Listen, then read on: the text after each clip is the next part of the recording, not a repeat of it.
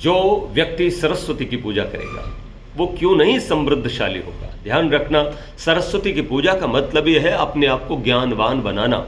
हम हिंदू लोग तो, हम भारत के लोग तो केवल सरस्वती की प्रतिमा बना करके और 2 फूल चढ़ा करके और एक प्रार्थना करके, आरती करके सोचते हैं कि हमने सरस्वती की पूजा कर ली। लेकिन ध्यान रखना, सरस्वती की स्टैचू को इजराइल, अमेरिका, जापान, जर्मनी और चीन नहीं लगाता, लेकिन वो सही मायने में सरस्वती की पूजा करता है, क्योंकि वो ज्ञान से समृद्ध होने के लिए निरंतर अपनी यूनिवर्सिटीज़ स्थापित कर रहा है, जहाँ निरंतर अध्ययन चल रहा है।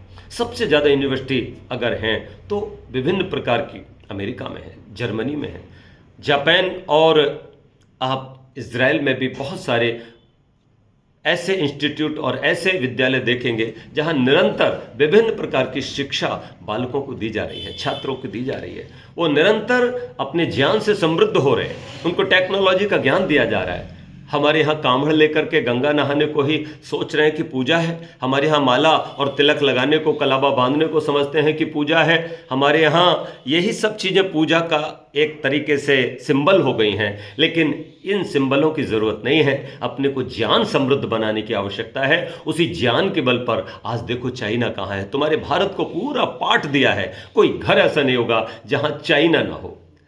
कोई घर ऐसा मुझे बता दो, एलईडी बल्ब जल रहा है तो चाइना का, मोबाइल चल रहा है तो चाइना का, अगर कहीं भी कोई झालर भी जल रही है तो चाइना की, दिया भी है तो भी चाइना का, पूजा पाठ तक वो चीन हमारे पूजा घरों में आ गया है, हमारे रसोई घरों में आ गया है, हमारे बेडरूम में आ गया है।